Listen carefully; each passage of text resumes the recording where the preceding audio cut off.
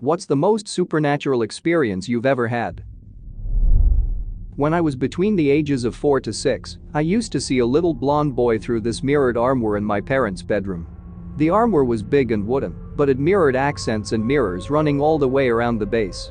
If I laid on the carpet in front of it and looked into the mirrors on the bottom, sometimes I'd see a little blonde boy in a red sweater in the corner of the room, far away and a little distorted but still very clear. He would sit with his back to me, looking out the windows to the backyard. I don't remember ever seeing his face. I don't think I saw him many times, but I do remember his image very clearly.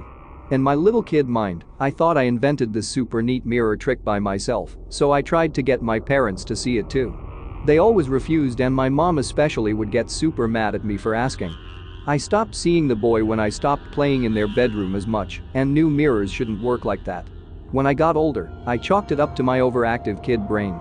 Didn't think much of it tbh. Years and years later, when I was an adult and long after my parents had sold that house, my mom asked me about the armoire out of the blue, then told me that she used to see the little boy too. Not in the mirrors, but sometimes just out the corners of her eyes, like she'd be cooking and catch a glimpse of blonde hair pass by her hips at a kid's height and occasionally in dreams.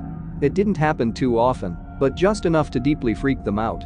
So when I mentioned seeing the same little boy, my mom was just terrified herself.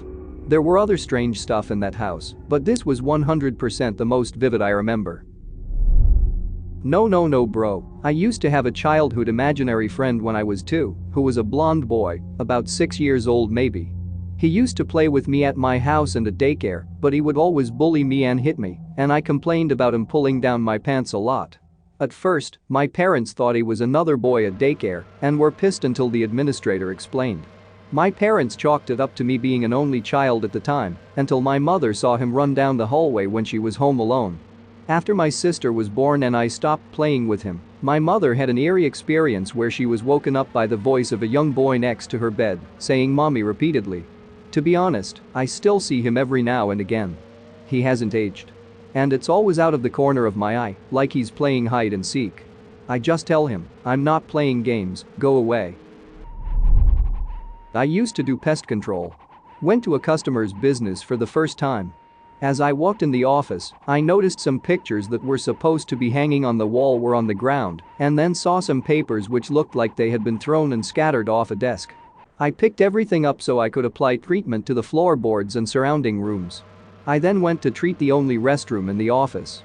I simply knocked on the door as a courtesy, as I always do before entering any restroom. There was no reply, for nobody was in there, so I went and applied treatment to the restroom, and I closed the door behind me.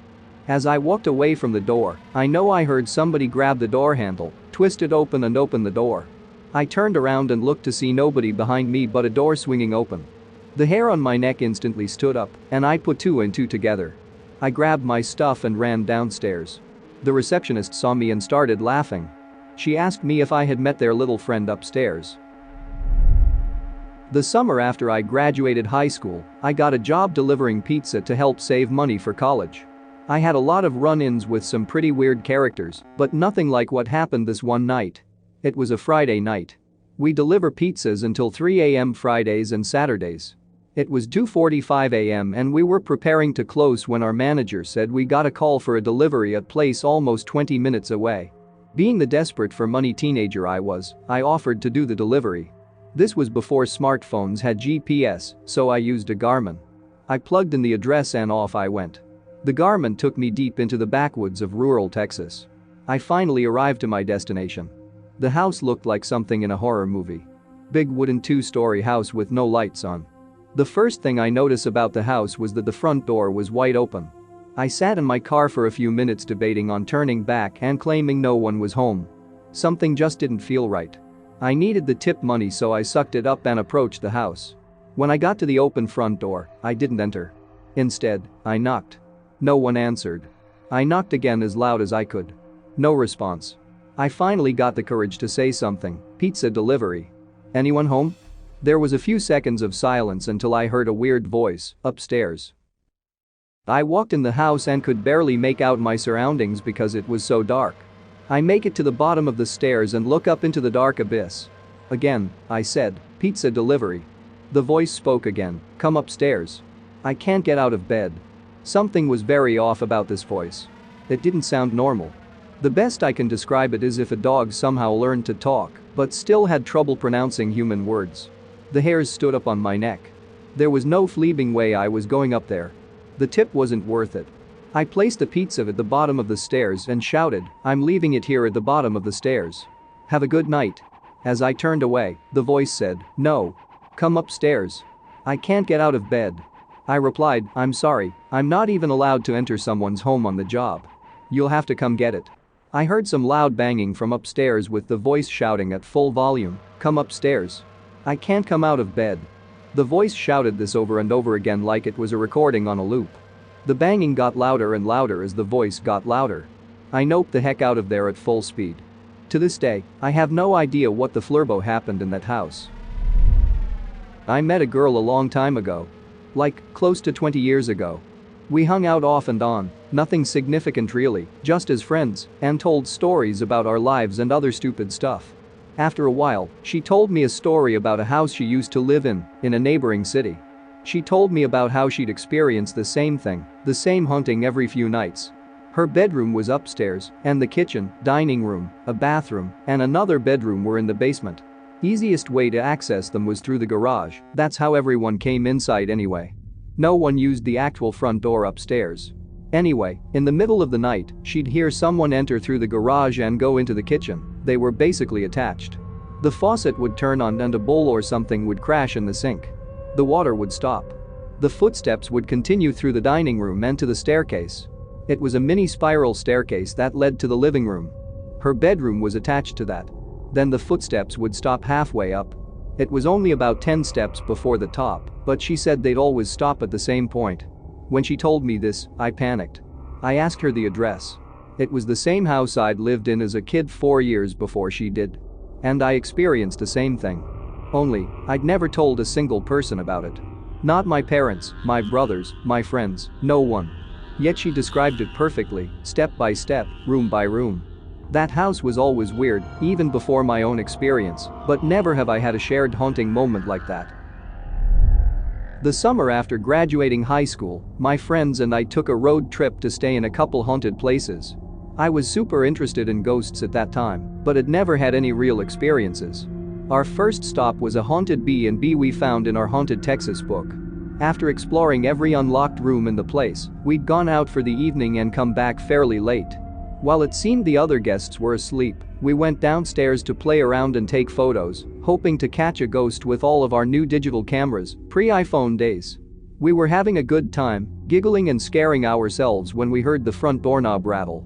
We all stopped and turned to the door, a little nervous about being caught by someone coming in late.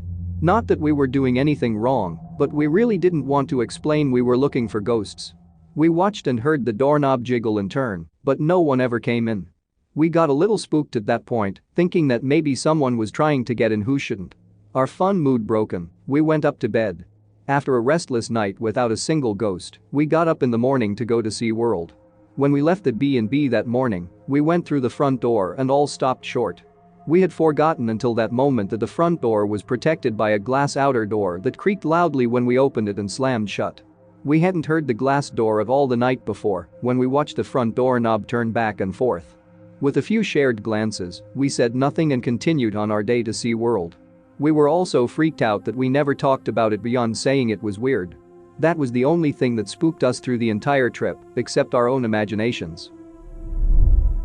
This happened to me when I was around 19 and still living with my mom. It was the night before Three Kings Day. I was fast asleep in bed when suddenly I woke up with the loud thought in my head screaming, "You're not alone." I was facing the wall and all my hairs stood on end. I started hearing what sounded like clothes rustling, like someone was moving quietly in my room. I was scared fleabless, but at that point, it's like god darn it, now I have to look, and when I did. Ay Dios mío. I saw at the foot of my bed something that looked to be around 3 feet tall, wearing a white coat. I shat myself and did the only thing a 19-year-old brave woman can do. I hid under the covers and turned on the TV.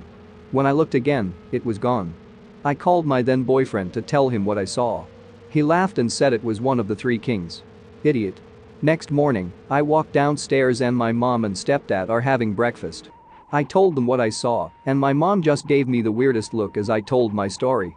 When I was done, she just told my stepdad, tell her about my dream, and he says, what, did you dreamt with that exact same thing? Yeah, I shat myself a second time. She had a dream that same night where small white-robed creatures were trying to bother her, like little imps or something.